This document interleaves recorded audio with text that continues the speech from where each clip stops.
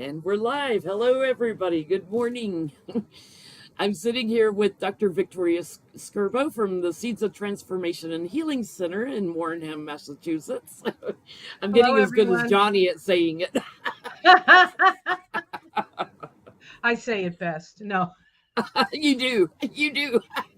because I We say it love the it. Like we've most. been watching you for years, and it just sticks in our head. And the first time Johnny said it, I started cracking up. Said, "You sound just like her." So how Johnny's is it? Johnny's a brother from another mother, I think. But Oh my God! Either a brother or son or something. yeah, He's younger, different generation. It's funny too. Becca's a Libra. And I'm an Aries. So I always think Libras challenge me to. It's my like shadow side, I guess, a little bit. So good I check. always end up with some friends that are Libras, and then Johnny's a Gemini, and I'm a Gemini ascendant. I know. Right. Um, so have that in common. Wow. So while we're waiting on everybody to join us this morning, I know you started a Kabbalah class, right, last week? Yes. Introduction to the Kabbalah last Thursday, um, and it's the tree of life and the Kabbalah are most people don't know anything about it, so it's like you have to start at ground zero with that stuff. And but it's fascinating because it aligns. You can use the tree of life with astrology. Use it with psychology. You can use it with energetics, numerology. There's just so many ways to work with it. And the word Kabbalah means to receive. And so when you start to interact with the tree of life, it's like having a relationship. The more you put into it, the more you get back from it. And it's like being in a relationship, really. Uh, so I'm assuming you'll offer that class periodically throughout the year. So Yes, I usually at least do it twice a year. But if there's interest, I'm happy to do it more than that. I just, you have to. It's something that most people don't know about. So unless they watch me or get exposed in another way, they're not gonna like really seek out a Kabbalah class necessarily. But this will help. So thank you, Jen. yeah, if you haven't seen it yet, guys, Victoria did a um, Kabbalah Tree of Life and astrology on Jasmine Crockett yesterday, which was fascinating. That's a great way to see what she's talking about Right. and get exposed to it. So check out on her channel the video she did yesterday. Right. I And I've just done watched it. I've done a lot of people. I've done Joe Biden, I've done Marjorie Taylor Greene. It's not Right. just the people I like. Oh, I like Joe, but you know what I mean. I've watched you for several years. I think you and I may have started our channels around the same time in 2018. And I Yeah, was watching like when you were doing Trump and uh, yes. different people in his family. I think Michael Cohen. I think you did, and Yes, it's he's just he's a fascinating. fascinating character too. Yeah. I was Yeah. glad to see that he switched because I knew it was important for him to do that. Yeah, So for his you have a own. new class, beginners astrology, that Yes. you're starting next week The is that next week, the 5th? I'm or no 2 weeks. starting 2 weeks. I'm starting. It's a beginner's class, but I'm giving two options. You could either do a Monday evening class or a Saturday afternoon class. It's the same class, and it's 6 weeks, and I do it on the consecutive. Well, in the case Monday, I'm starting Monday the 5th of February or Saturday the 3rd of February, and everything is recorded. So even if you can't make every Friday, I mean every Saturday or every Monday, you still get the class at the after the class is done. It's all on Nice. Zoom, of course, but it's exciting. I love teaching astrology. It's been such a grace in my own life that I want people to like feel the joy that I felt when I started diving into the heavens, I guess you could say. And I always encourage people to follow their passions. When something resonates with you, it's like pursue it, learn as much as you can. Talk a little bit about how you got into astrology, numerology, and Kabbalah. Well, astrology was interesting. I went to school, um, college, and chiropractic college to become a chiropractor.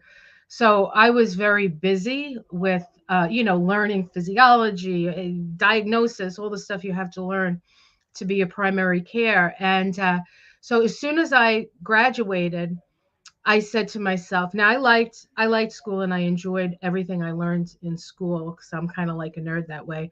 But I said, well, now that I have my degree, let me look into things that I'm actually like really intrigued by.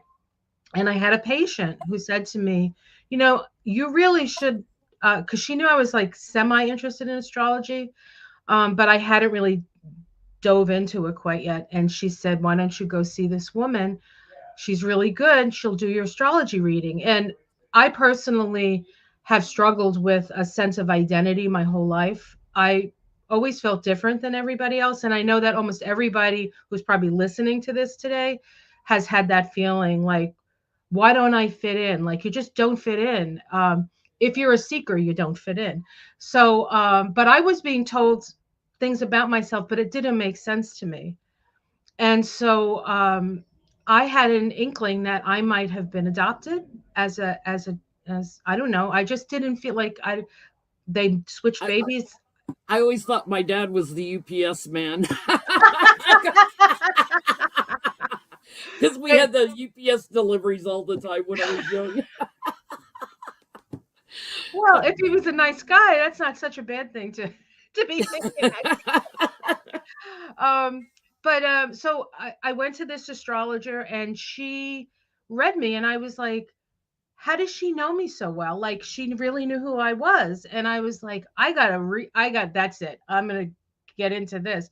And so, of course, like I always do, I dive headfirst into everything. And um, one of the first books that I read like something about my chart, and I opened it and I read it, and it said mysteries around your birth, and you could have been adopted. And I was like, what?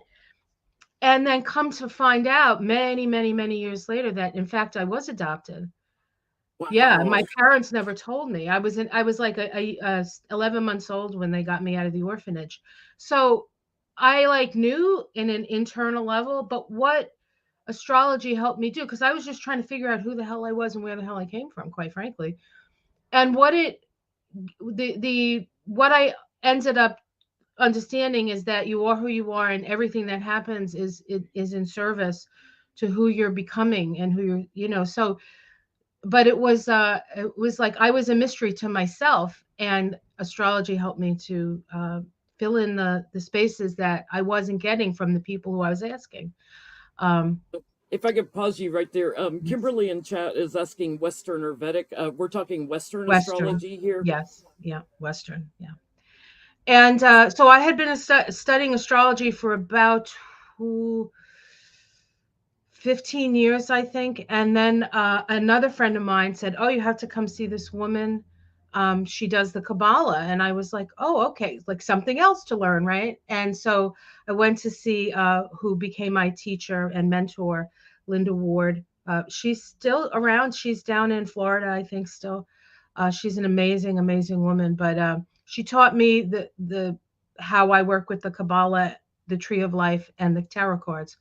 So I've been sort of working with that for years now and developed it into sort of my own flavor of that. And it's fascinating, just fascinating. Um, but before we get into my chart and also talking about Pluto and what's going on, I just wanted to say that I do have on my website, if anyone's interested in learning healing energy work from the astral body back into the physical, I have a seminar that's going to be in Portland, Oregon in June. There's two separate events. They're identical events, but there's two different weekends. You can pick which weekend you want to sign up for. If you're curious or interested, or want to, even if you do Reiki and you want to learn another way of doing healing energy work, you would really enjoy the class. It's a Friday night, all day Saturday, and half day Sunday event. Um, and what's interesting, we were talking before going live. I started reading tarot when I was 19. I just, every deck comes with a little book, right? I just bought a book. I saw, bought a deck, saw it in a bookstore, and was sitting there, looking up the meanings of every card with every card I pulled until I got the hang of it. And Also at the same time, I had a psychic tell me I was a healer. I didn't know what that meant when I was 19. I didn't really do anything with it until I got into my mid 20s, and then I learned more about that. But when you're curious, the teachers just appear. When you stay curious like you did, it's like they just plop into your lap almost. They just suddenly are there. So I always encourage people, if you're curious about anything, explore it, see what resonates with you, let go of what doesn't, Right. and just open up the door, and the teachers will appear. Absolutely. Seek and you shall find, as That's as they say somewhere, I think in the Bible. Don't ask me. I was raised Catholic. We didn't read the Bible. Ask me. I was raised Southern Baptist. I can quote the Bible with as best to everybody. It drives the Jehovah Witnesses crazy when they come to the door because I get into Bible verses with them. My favorite um, Matthew. I can't remember if it's chapter 6 verse 5 or chapter 5 verse 6. Jesus talks about pray in your own closet, now not out on the street corner. So I'm basically telling the Jehovah Witnesses, don't come knocking on my door. Go home Right. and pray in your closet. It's all Right. about your own divine connection to God. Right. That's right. That's right. I had a couple of Jehovah Witnesses, come to the door, and I had some pretty. I wouldn't let them in the house, of course, but but I was from New Jersey. It happened in New Jersey. In New Jersey, we don't let anybody in the house unless we check their stats, right? But he was like, Don't you want to be? I don't know, like I think it was something about being having all the gifts and like or it's about having a lot of money and a lot of things and a lot of, in heaven or something. I'm like, no, I'm good here right now. I'm good. Like I don't need all that stuff. I'm happy. They were like, but I was young. I was probably I don't know 20 at the time. But So where shall we start? Did you want to start with my chart, or yeah, I think that would be great. Now, just you have to remind me how do I pull under the present? Okay, that's what I thought. I didn't want to press the There's button because I didn't want to blow anything up. As long as you don't hit leave studio down below, you'll be good. Okay. Because that'll bounce you out. You have to come back in. Okay, let me find what I'm looking for here. Uh Vicky's catching on quick to StreamYard that we're using. oh, I don't know. I don't feel like I'm catching on to anything. Why can't I find it? Oh, Present, oh, oh share wait. Let me screen. try. Let me try that. I found it. Thank you. All So right. just so everybody knows, I'm an Aries. I was born in 1961, April 13th, 1961, in Knoxville, Tennessee. Oh, Yes, let and me. 1961 was a very good year. A So very good year. So you can see this, right? Because all I can uh, see is what I'm looking at, right? Yeah, if you go to your tab that you have my chart open on, you can use your mouse to point out things. You can't do it on the Okay. StreamYard screen. Yeah, there you Oh, go. okay, so I'm doing it. Okay. All right. Yeah. So this is Jen Lynn's chart. Now we're gonna work as if Jen Lynn is a client of mine. And so I talk to you the way I would talk to if anybody had a reading. So one of the first things you look for in a chart is just how it looks, like where things are uh, situated. And we can see that she has a lot of planets up here, and then she has quite a few planets here. Not too much over here, not too much over here. When you look at a chart, this is considered the beginning of the chart, the cusp of the first house. It's the eastern horizon. And so when she was born, the sign of Gemini was on the eastern horizon. And so this is what we call your ascendant. And so it's really how you face life. It's like you walk into a life and you walk in with this energy of Gemini. And so we can describe all the things about Gemini. We have somebody here who's curious, somebody here who's talkative, somebody here who's wants to learn, like Gemini wants the information, right? And so we're going to have somebody who's quite curious. Now, I practice something called evolutionary astrology. It's based on the work of Jeffrey Wolf Green out of the Pacific Northwest. And he talks of the soul as the eternal part of ourself. And then we have the personality that is developed when we incarnate, and the that personality that is seen in the nodes of the moon, and the nodes of the moon look like a lucky horseshoe and a pair of earphones, and this is the direction of our conscious evolution. And Pluto, which is right here, it's interesting because Pluto is this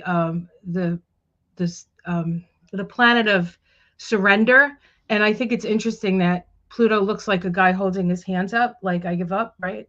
So that's one way to know Pluto is right there.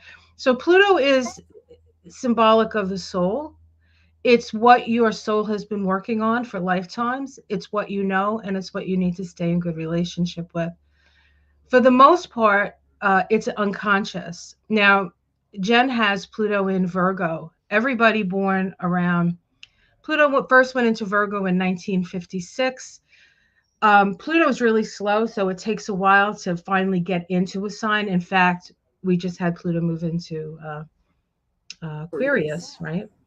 And it's still not quite done with Capricorn. It's going to go back into Capricorn September to November, right in time for the presidential election.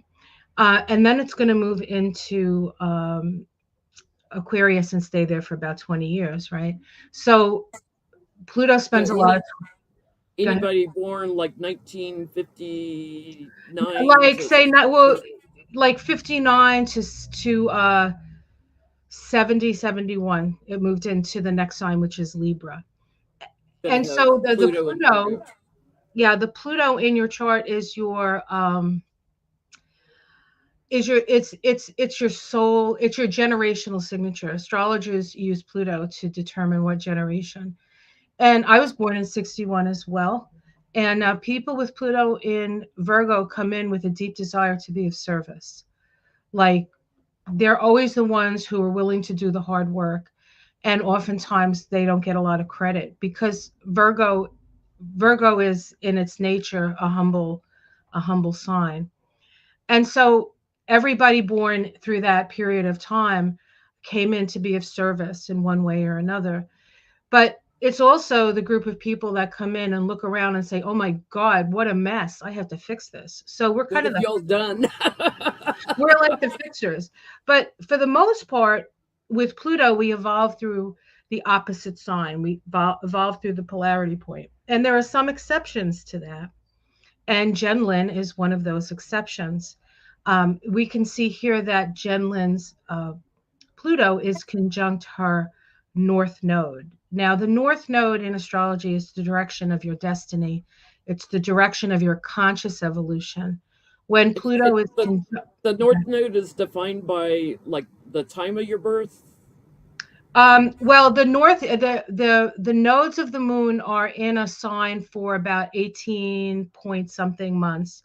So it's a little subgenerational kind Okay. of energy. Um, and so like right now the nodes of the moon are in Aries as we sit here. So we're all being asked to move in the direction of Aries, which is great for Jen Lin because she'll show you how to do it because she's got a ton, or I can't use the word, but in New Jersey we would say a load of Aries here, right? Yeah. Um, so Jen Lin would be one of these sort of almost like an avatar for this new moon. I mean, this North Node in Aries energy, a willingness to do it, a willingness to be who you are, a willingness to be courageous enough to be authentic. That's really what Aries asks us to do. Um, it is the energy of the I am. And I'm married to an Aries, and he's like, I am an Aries, and you love it or lump it, really, you know. So can you Love me or can you leave me. I relate? say that a lot. So Jen has this conjunction of the North Node to Pluto. I also have the conjunction of the North Node to Pluto, because we were both born in the same year. So she has her Chiron up here. I mean, she has her South Node up here in the 10th house.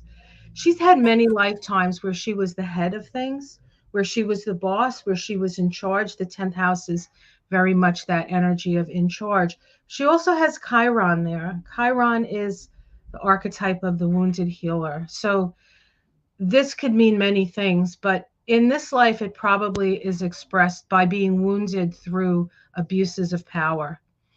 And the fourth house and the 10th house are what we would call it's the axis of security. It's how we get security. The fourth house is internal emotional security. The 10th house is more financial, external, career security. But it's also the parental houses. The 10th house is the house associated with the authoritarian parent, and the fourth house would be the more nurturing parent. which I had. My dad was a narcissist, and so was my mother. So, and the type of bosses I ran into early in my career were quite narcissistic, authoritarian.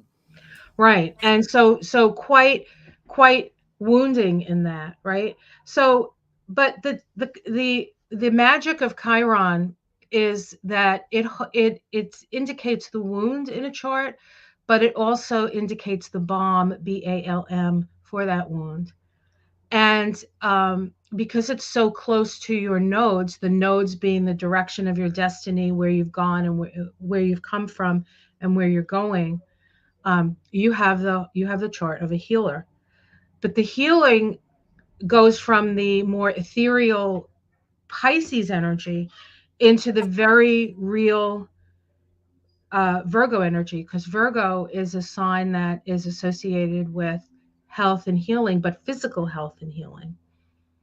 So going So from the ethereal into the earth into physical, the physical, yes, into the which physical, is what I do with healing energy, working from the astral body back into the physical. That's interesting.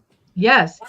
So you have come in to ground that energy. This is the 10th house is the most public house. It's sort of the most external energy. And the fourth house is the most internal. It's like the home, the mother, the matrix. It's also considered the house of the soul. So you have the planet of the soul conjunct your point of destiny in the house of the soul. And so this is like this is healing the soul, really, is what you're doing in a way. Does it feel that way to you? Yeah, I spent a lot of time healing from my own childhood traumas because my father was very abusive, physically, mentally, emotionally. And so in my 20s, I spent a lot of time working on healing, releasing. And I always say I experienced child abuse. I'm the victim of nothing. So I don't buy into victimhood. Yes. And I ground it. I don't send anger, regret, fear, resentment, but I don't send love either. I take the Tibetan middle path, and get neutral with it, where I'm sending no energy to it. And a lot of times when I'm doing personal readings with people, I get a lot of people that had childhood trauma or a relationship trauma, like a spouse or something, that hasn't started the healing journey. And a lot of times their reading will go into that, starting them on the healing process and teaching them from what I've learned about how to get neutral with something and Right. get to where you can talk about it, to where there's no emotion, that I can talk about it without going into tears or getting angry or anything. I'm just talking. It's a fact. I can look at it as that happened. I can't change that, but I can be very neutral about it. Well, I Very think very grounded. I think neutrality is really the key with this stuff. As a healer myself, as a chiropractor for over 30 years, you just have to get in that place. Like in the case when I would adjust somebody, you'd get people coming in with quite a lot of pain. You would have to get over the fact that they're in pain, because sometimes the things you would do to them, generally they didn't they were in pain, so sometimes it would hurt, but most of the times it would just honestly help but you'd have to get past that. You couldn't get involved in the emotionality of their pain to be helpful, or Yeah. to relieve them. You can't be part of the story. You're there sort of as a neutral arbiter, to do what needs to be done, right? Right.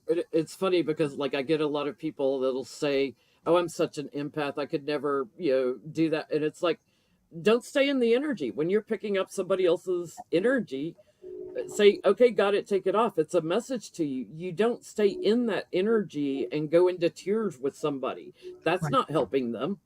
you know, Right. if you can get neutral with it, or I call it almost going clinical a little bit. If you can get neutral with it, you can help someone a lot more than if you're going into tears with them. Right. Right.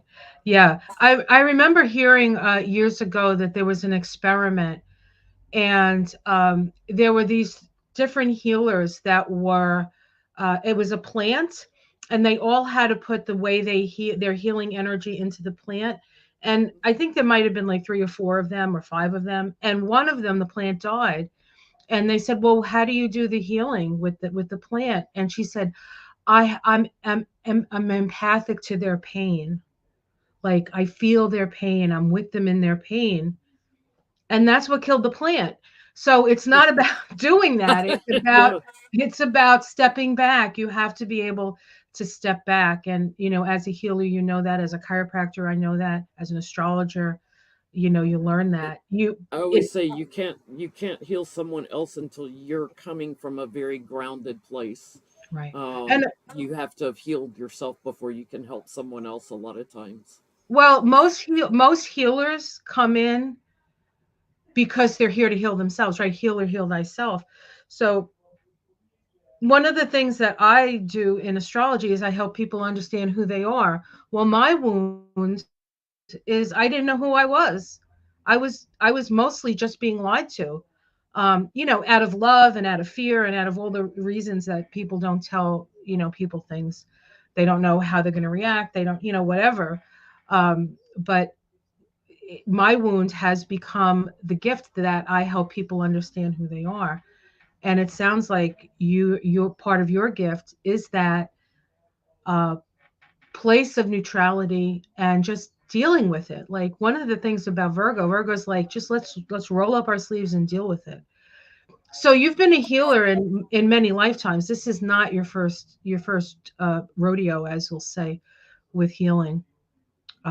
I would say. Now, I just want to point something very interesting. You have something called a yod in your chart. Yods are made up of two planets that are in a sextile to each other, so they're communicating with each other. We have Jupiter and Mercury here communicating well with each other, and then they make this. Uh, they call this the fickle finger of fate, or the finger of God, and God is pointing at the North Node and Virgo. So Pluto. So God is pointing right there and saying, look. Divine I also order, be a healer. gotcha. Well, you had no choice, really. It's like everything was sort of pointing in that direction. And when you have a yod, that's powerful enough. But your node is connected to your axis of destiny. So there was just no doubt about it. No matter who you thought you were going to be when you first started, you were going to be a healer in this lifetime. And I think that people who have the benefit of your healing, the ways that you do it, uh, may they'll really understand it when they do it. You know what I mean? Because it's about actually doing it. It's not like up here. Yeah. It's actually in the in It's what it, you do. it's no longer a concept. You can feel it. You can experience it and do it. Yeah, yeah. And of It's, course, we can't forget, and I have to just bring up all this Aries energy that you have in the 11th house. The 11th house is connected to astrology, by the way. So you have a natural um, understanding of it. You may not have a technical understanding, but it's like instinctual with you. You have very instinctual energy. And one of the other things I want to point out is the relationship between your sun and your moon. You're a quadruple. That's a lot. That's a lot. I'm married to a double, triple, a triple Aries, and you're a quadruple Aries, right? But your sun and your moon are in a relationship called balsamic, and it's based on the eight phases of the sun and the moon. And balsamic people come in to heal. They're generally the healers, but they don't have an easy life because their life there's a lot of karma that gets wrapped up because this is the end of a cycle before we have a new moon, right? So it's about sort of wrapping things up. People that you meet are people that you've known. Like you don't usually meet somebody you haven't met before in some other lifetime. They're like, Interesting. right? So there's a familiarity. You're like, why do I know this person, right? So that's the energy. So it's not an easy lifetime it, because it's a wrapping up lifetime, initiating something new. It's almost like you're just finishing the job in a way. You know what I'm Yeah, saying? You have that it's sense at all? it's interesting because like when I was younger, everything felt familiar, everything, and there was a tendency to get bored with things. Like, okay, I've experienced this before, so I would tend to get bored with things. The best example I can give it, in the 1970s when the Rubik's Cube came out, my friends would sit there for hours playing with the Rubik's Cube. I played with it for like 2 minutes and I'm like, okay, I'm done. I'm bored with this. So, that boredom as I've gotten older, like I've been able to deal with a little bit better, not stopping and starting things quite so much as I did when I was younger, but everything felt familiar and I had a lot of deja vu experiences. Everything felt familiar, like I've done this before. Right, right. Yeah. The other thing that you have in your chart that's worth talking about is this conjunction. If anybody watches the Jasmine Crockett video that I did, I talk about people who have Saturn and Jupiter in a conjunction to each other. This happens every 20 years, and so every 20 years we'll see Saturn and Jupiter come together. They just came together at the end of 2020 at the first degree of Aquarius. A lot of people were talking about that being the beginning of the Aquarian age. It's really kind of hard to pin that down, but it really has more to do. It's less has to do with the date and more has to do with the level of awareness that we have. Um, and so people who have these conjunctions are on a certain level considered the teachers, the great teachers of the time that they come in. And so you're a great teacher from that conjunction that happened in 1961, which actually happened in Capricorn. Uh, your Jupiter moved forward into Aquarius, which is also an indication. Jupiter in Aquarius is another indication of somebody who has a natural talent for astrology because Jupiter is how you is your philosophy of life. It's sort of how you make sense of things. It's how you find meaning, and you do it in an Aquarian way. So you really believe that everybody, to raise all boats. There's very much an Aquarian energy. And the other thing I want to mention, and I know I keep going on and on, you can always stop me, is Pluto has actually been sitting on your Saturn now for a little while because Pluto just moved into Aquarius and it's sitting right here. And so Pluto on Saturn is a transformation of the structure of your consciousness. So you've been going through a profound shift in your consciousness. Have you felt that?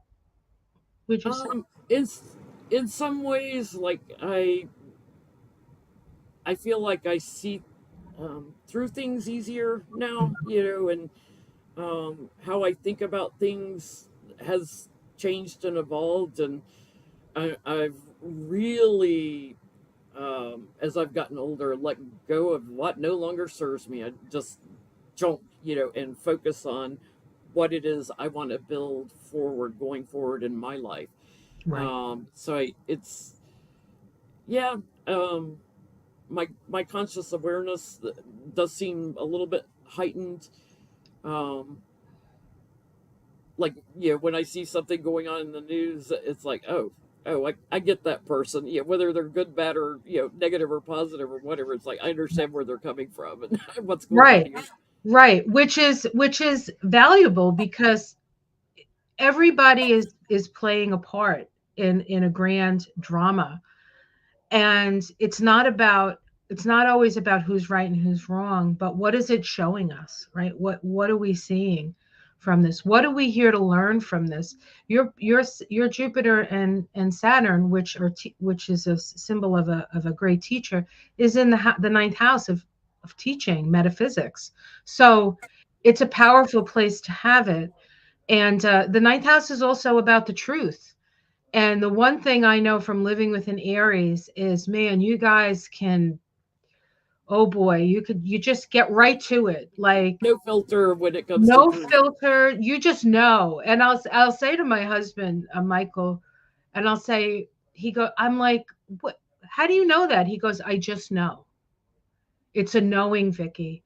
It's a knowing. That's what he says to me. And I'm like, okay, It's a knowing it, and like I'm very big on intentions. It's knowing I have to set my intentions right because I'm going to manifest it. So I have to, yes, right. you know, How many times have I heard it on Petty Boots? Be careful what you ask for because you just yeah, might get it, right? Yeah. Um, so this resonates. This resonates for you. absolutely, Yeah, absolutely. yeah. It's an exciting chart. I mean, you came for a very specific reason. And one of the things, like, we haven't done your numerology. We weren't going to do that with this, but that would also probably show these similar things. In fact, if we just look at your path of life in this lifetime, we add your birthday up. So let's see, you're April 13th. So 4 and 13 is 7, 17, and then 1961 is a 17 year. In fact, people born in 1961 are all born under the energy of the star card in the tarot, right? Which Which is is a Aquarian. healing card and a It's a healing healing card, card. It's about hope, right? One of our most hopeful leaders that in my lifetime was Barack Obama, also born in 1961, right? So he's like a brother. He's a brother from another mother for us because we're all in the same sort of soul group. And he also has Pluto conjunct the North Node. So and so did Princess Diana. These people are very inspiring, and we have that. People born in 61 have that. So that's one way you can even just work with the numbers, which is pretty interesting. But your vibration in this lifetime is a 34/7, and on the tree of life, it's located in the Sephiroth of Mercury. And so you came in with something to say. So what I would look at, right, and everybody's laughing. I know everybody knows you're laughing out there. But what I would look at is, I would look at, oh, let's look at her Mercury, right, because she came in with something to say. And your Mercury's at 6 degrees of Aries, and I don't actually, I I have my Sabian symbol book. I don't know what 6 degrees of Aries is, but you can also like include the Sabian. So let's take a look. I'll read it first to see if okay. we should say Be- it.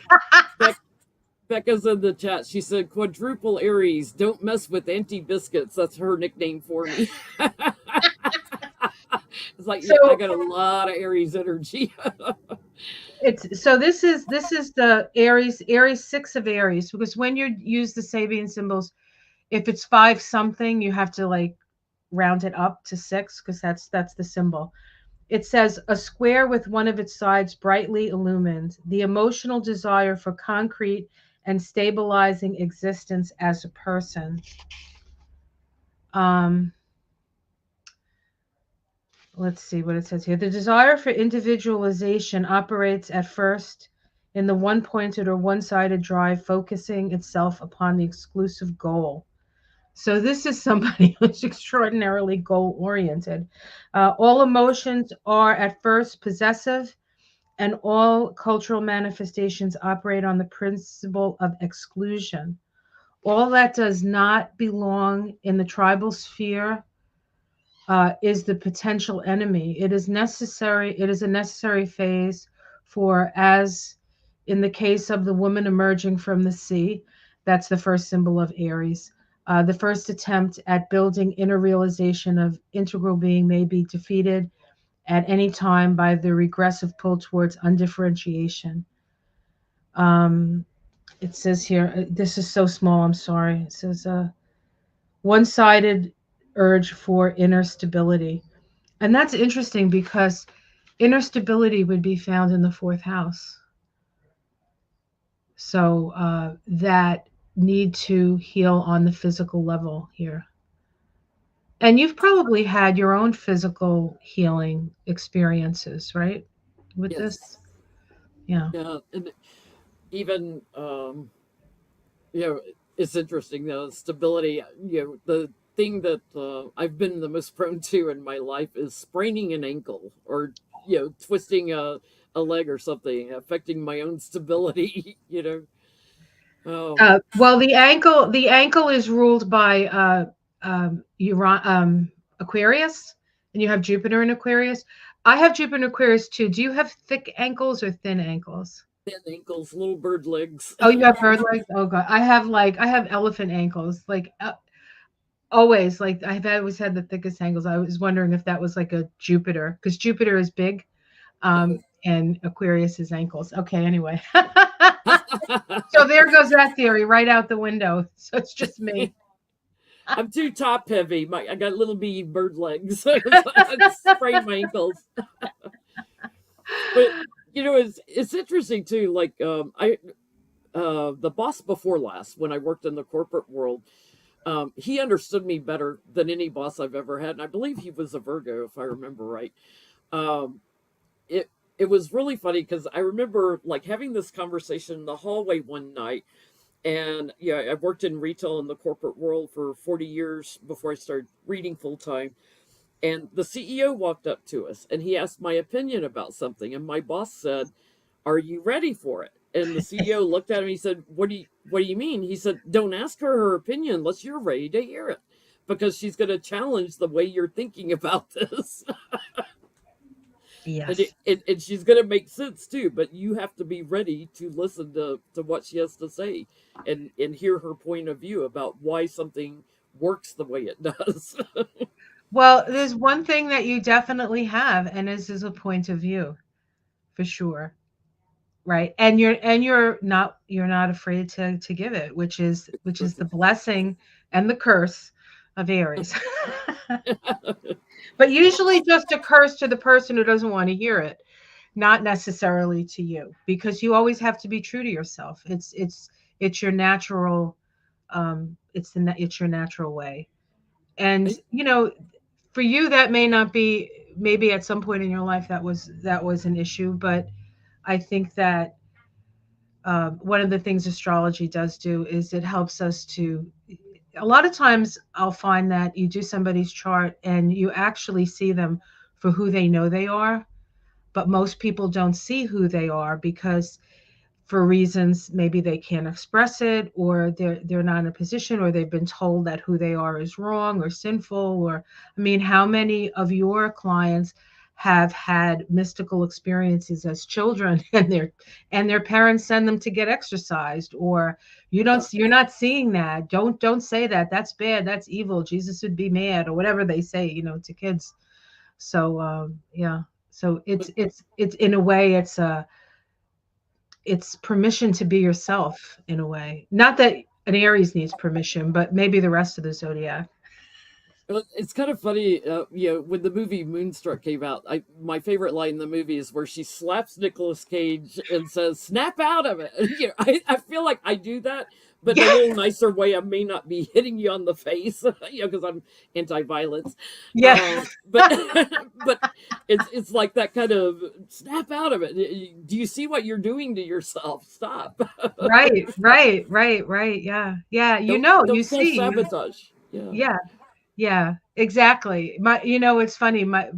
This is an Aries thing, I think, because my husband is like that. Like I'm I'm a Cancer. My moon's in Pisces. I'm kind of like soft, and I wait for people to be ready. I want it to come from them, kind of feeling, which takes a lot of patience, and sometimes it never comes from them. But my husband will just like say stuff, and I'll be like, and it'll shock people into like what's really happening. And I think that it's an important thing, to be able to. It's almost like you're a psychic surgeon in a way, very I incisive I with what you do see. psychic surgery when I do healing energy work. Oh, okay. There you Sometimes, go. See, I didn't yeah, know. yeah. So In the depending on what, chart. like Susan Lynn, when she was in Sedona, I was working on her. I said, "Oh, you have a torn meniscus." She's like, "How did you know that?" I said, "Because I got a twinge in my own knee and I heard meniscus, and I did a little psychic surgery to stitch up her meniscus." Yeah. Yeah, it's a great thing. I think one of the reasons that Aries are good at stuff like that is because when you have Aries in your chart, it's like it's so close to the bone, right? It's like right at the beginning. It's like you don't really have all these like societal like bugaboos like floating over your head. You don't even You're like, yeah, yeah, yeah, so yeah, so yay to Aries. And let me just mention, I'm going to stop sharing because I can't actually see you, and it's really Oh, weird to uh-oh, what did I do here? Maybe I could have seen you. I don't know. I wasn't looking at the right thing. But one of the things that's going to be happening in 2026 is that Saturn is going to move into Aries and Neptune moves into Aries. And Saturn and Neptune come together every 36 years. And Saturn is reality and Neptune is our imagination. And when we have that initial conjunction, it's going to happen at the first degree of Aries.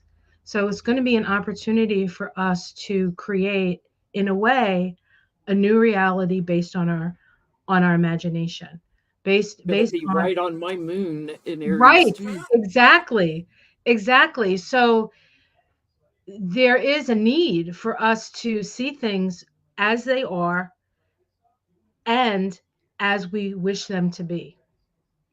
And so we're going to have we have co-creative capacity. This is an important time for us to really get authentic with ourselves. Now, Chiron right now is in Aries, and in fact, the United States has Chiron in Aries. And in fact, the eclipse that's happening in in April 8th, I April believe it 8th, is. yep, which goes right across the United States, right? Is happening on the Chiron and Aries of the United States. Chiron is the wound, but it's also the balm to heal the wound. And so this is an amazing opportunity for us to heal the shadow of the United States. And the other interesting thing about that is the United States has a path of life as a five. It's the six of wands, actually, the 32-5. It's also the shadow of the United States in the system I use. And so this is where we need the healing. And five is about freedom. And this Chiron return is our fifth Chiron return since our inception as since the Declaration of Independence. So we are at such an important tipping point, and nothing is guaranteed, but we do need to focus our energy on in America on the country we want to be. This is uh, Chiron in Aries is a identity crisis. Who are you? Who are you? And we're all going through that. All of us together, because wherever Chiron is in the sky right now, it's a collective experience. Wherever Pluto is in the sky right now, it's a collective experience. And so we're you know Biden talks about finding the soul of the nation. That's He's true. not I mean, kidding. Yeah, he's he's not not kidding. kidding. He's not kidding. And he's a Scorpio. Like you're a quadruple Aries. He's a quadruple Scorpio. Even though he to some might seem like a doddering old fool, I don't think so. I think he's just a nice man. But there's a wisdom there and an energy to help sort of he's almost he feels to me like a doula or a midwife to bring the new energy through, and he's almost like just a conduit of it. He's just Wow, allowing that. What Yeah. a beautiful way to put it. That's funny because like when I'm doing healing energy work, it's like I think about I'm the vessel the energy is running through. I'm just channeling the energy. Well, that is true healing. True healing is, and it's funny because my husband Michael also has a healing modality that was channeled through him. Only because he's not as well. He was born at a different. He's a little different. He was born in '65. Um, he had a seizure. He had to have a seizure and break his right shoulder to the point where, well, he was like this. He came back from the hospital. He's like this. Um, and he couldn't, because he's such an active guy. You can understand this. He's always like doing stuff. And the spirit was like saying, hey, Michael, look at this. And he wasn't paying attention. So they knocked him on his ass, and he had no choice but to do it. But it's also that energy of, he's like, it's not me. Like, you're not getting the energy from me. I'm just channeling it through to you. And it's just you guys would get along great. You'd be like, It's interesting because I tell people all the time. I find it very moving that I chose to incarnate as a woman in this lifetime. I feel honored, almost like the suffragettes, at the turn of the century, bringing in more power for women. And I feel like I fight a lot, for women's causes and equality, whether it was when I worked in the corporate world and I had things I had to go through, like sexual harassment and retaliation and losing a job over it, because they always get rid of the problem being the woman, not the person who did the intimidation, right? right. So there are things that I have gone through, in my lifetime that makes me a really strong fighter for women's causes. My one thing, my Mars is in Cancer and Yes. squares my Sun. Yes. Um, I always kind of looked at that because Mars, the fighter, the warrior, that I kind of fought for women's causes. That it did kind of amplify that, but it's squaring it. What is that about? In Well, a and my Mars square, is in yeah. Cancer. So squares require you to take an action. So actually, people with a lot of squares in their chart get a lot done. And so you're driven. There's this energy of being driven. And Mars is the ruler of Aries. And so while you're in Aries and you're a plain speaker, and you're, the fact that the planet that rules your Aries is in the loving, compassionate, nurturing energy of Cancer is why, another reason why you feel the need to help. You want people to feel like they're supported through their process. Like, you don't want them to get stuck in how they describe themselves necessarily, because that's a problem. People who say, well, I have fibromyalgia. That's why I have all these. Like, they get like, it's nice to know what's wrong with you, but then if you decide to like stay in it, you Yeah, don't ever progress out of it, yeah. right? And the It's one like thing, victimhood. I'm right, the victim of exactly, child abuse. No, snap out of it. Snap out of it. right. You experience child abuse. Yeah, yeah, maybe that's a good word. Snap out of it, Yeah. right? We're talking about what to call the healing. Snap out of it. Snapping healing. Yes, snippy snappy. We'll figure something out. We'll say, well, we won't. Your guide will tell you what he wants, what they want it to be. But yeah, so it's yeah, so it just makes you driven to take care of people, and thank goodness for that, right? Thank goodness. Plus, Cancer is the mother and the feminine, right? It's that energy of the feminine. So you are a fighter for women, and we need, as women, and it's not just being a woman, but it's understanding your feminine side. And the more that we can allow that to be expressed and not suppressed or repressed, the faster we're going to get to the Aquarian age, because that's what the Aquarian age is about. It's about balance between the male and the female, right? And Because within us, even. yeah, we all have masculine, feminine energy, and my feminine energy was very stifled when I was younger. Whether at home, by my parents, or when I got into the workforce, it kept getting stifled.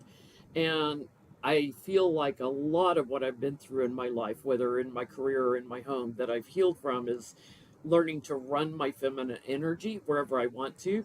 That masculine energy comes in when I want to move into action on something, but that nurturing feminine energy, I feel like now I can run it anywhere I want to, and just bring it out into the world when I want. Right, right. I mean, I've been a chiropractor for 30 something years now. When I went into chiropractic school, only a quarter of the people in chiropractic school were women. And now it's, I think, more than half are becoming in the chiropractic colleges now. And also a lot more women are getting into healthcare because that's really who you need. You need both sides, but you need the surgeon to cut it out, but you need the feminine to nurture it and help it heal, right? Earth Mom is saying I was fighting for myself in the work environment and showing others how to do it, but it was also you're not going to do this to somebody else. I'm going to call attention to this, that you're allowing this to go on, at a corporate level. So it was more, yes, I was fighting for myself, but ultimately you don't treat people this way in a corporate world, and calling attention to it and calling the company's attention to it. Like, if you do this, then, and you let me go, guess what I do? I go out here and I tell them what a bad company you are. Nobody's going to want to work for you. you know and not being afraid to go up against the higher ups or anyone that tries to The tell old you, boys, oh, just the shut up old and boys take it. club, perhaps the old Yeah. boys club. Yeah. um, so life isn't always easy, but definitely, if you want to understand more about yourself and things that you have gone through, and what you're here to learn and grow from, everybody, I think, has unique gifts. And I just think it's astounding that so much healing showed up in my chart. I was told at 19 I was a healer, and um, that psychic, he said, I want your life open to divine order. And yeah, I was 19. I was like, yeah, I'm having fun. I'm in college and I'm doing my thing. But when I got into my mid 20s, I started like getting into metaphysics more and learning more.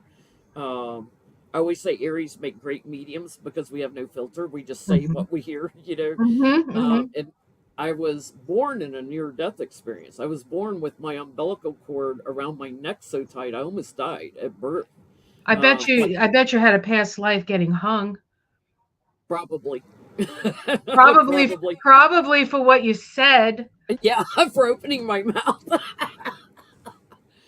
But a lot of mediums have had near death experiences. And I was talking to James Van Prague, and I said, I haven't had a near death experience. And then I stopped and thought about it. I said, no, I was born in one. Hang on. Yeah. Yeah. So a lot of times that opens up the gifts, and it's just like that psychic told me at 19, allowing divine order to happen, getting aligned with it, and then the universe just brings it, whatever your Right. gift is. Right, because we're conduits of divine order. And the thing that gets in the way is our ego, is us, really. We get in the way. But it's okay because we have to, when you come into density, you forget a lot, that you get a lot of overlays. The kids coming in now have less density to get through, and so they come in more actuated in a way, but it seems odd to us, I think, because we don't understand it. We those people who say, well, I did it that way, so they have to do it this way. It's like, no, they don't. They're different. They're actually ahead of us. Don't tell them, but they're ahead of us, and we could learn a lot from listening to what they have to say. I mean, Um, there's also obviously, positive and negative about each sign, or each placement in right, astrology. right, Otherwise, everybody that has their Pluto in Virgo, we would all be alike, right? So they're, right, right. everybody's learning Well, at their own paces. And let me say this about Pluto and Virgo. You have Pluto conjunct your North Node, as do I, as does Barack Obama, as did uh, Princess Diana, right? So we needed to move in the direction of Virgo, but most people who were born with Pluto and Virgo have come in to experience unconditional love of themselves, because Virgo tends to be very critical, and Pluto and Virgos can be very critical, and they're mostly critical of themselves, all right, because they don't think they're perfect enough. And so part of the Pluto and Virgo evolution is to move in the direction of accepting yourself for exactly where you are, because that's exactly where you need to be. And every generation has a different lesson in that. But certain people don't have to do that lesson because of the way that chart is sort of lined up. And that happens every now and again. It's not all the time. So there are certain groups of, so when I say Pluto and Virgo are here to learn how to unconditionally love themselves and accept themselves and be open to unconditional love and forgiveness, right? Forgiving yourself for not being perfect. Um, that's the general lesson for the evolution. Just as we're in Pluto in Aquarius now, the polarity point of Pluto in Aquarius is Leo. And so as we move through this 20 years of Pluto in Aquarius, we cannot lose our core sense of what's in our heart, because Leo is the heart. And so we need to keep our divine spark sparked. And there's a lot of, whenever something goes into Pluto goes into any sign, the shadow comes up usually first. And so the shadow of Aquarius can be exclusion. It can be getting canceled. If you don't agree with the group, you're out of here. You can get scapegoated. There's a whole bunch of ways, but you have to know in your heart. You have to understand what's in your heart. And that's going to move you through this evolutionary process. And you become that sort of guide for the time that you're in. And we have to make sure that we keep uh, our heart open to both ourselves, right? To ourselves and our creative spark. What do we hear? What To special thine own gifts self be true. to thine own self be true, right? And then when you develop that gift, instead of saying, I have this wonderful gift, look at me, I'm great. Like that's not the way it has to. You have to bring it to the group, and then it helps to raise. So everybody just needs to be their most authentic, real, heart-centered self. And we're going to move through this time of Pluto and Aquarius, and actually maybe be Not, able to create that Aquarian ideal. I think you have to love yourself in order to show the love outward also and expand it out. But it starts with self love and Yeah. feeling a worthiness and an honoring yourself. So but we're not all Aries. We're not all going to go out there and No, express no. all this, Everybody has and their that's their okay. Like yes. sometimes your gift is just living by example and showing people how you treat people with respect, how you respect yourself, That's right. how you honor yourself. You can do that quietly. You don't have to be an Aries loudmouth like me. An Aries alone, like my bosses always laugh because like if something got screwed up, I'd always go in their office and I'd say, I effed up. I would own it. But here's what I'm going to do to fix it. Like immediately rolling up my sleeves, getting to work.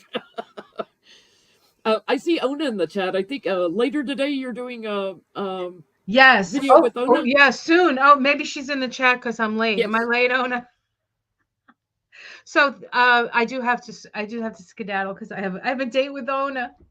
We're gonna do moonshine, the full Moonshine. moon. Is it on Ona's channel or your channel? It's on Ona's channel. We do the Okay. moon Well, shadow. We do the new moon on my channel, and we do the full moon on Ona's channel. So oh, lovely. Lovely. Well, Ona, we'll see you in a few minutes. Well, I'm going to send everybody over there. Ona's Tarot, if you guys aren't familiar with her. Um, she does these videos with Vicky, and she we said don't you're not we late. don't do them live though. We do them and then she puts them out. So Oh, she it'll posts be it a up little. later. So, It'll take a little while to come out. So okay, we'll watch for a video on her channel then today. Well, thank you so much for coming on and talking because anytime, there anytime, are so anytime many you people on. wanna, yeah, you wanna look at something. I mean, of course, you're the most important person here, obviously. I mean, uh, no, you are. This is your channel. This is, and it's amazing. I just want people to know what a step it is to allow yourself to be seen in this way. Not everybody is willing to show themselves in the way that you have, and I know that all your people are very grateful for that. And if we can't We show talked our about own, it off camera. I said, I have never hidden anything really about my life experiences on right, my channel. I've talked openly about having experienced abuse.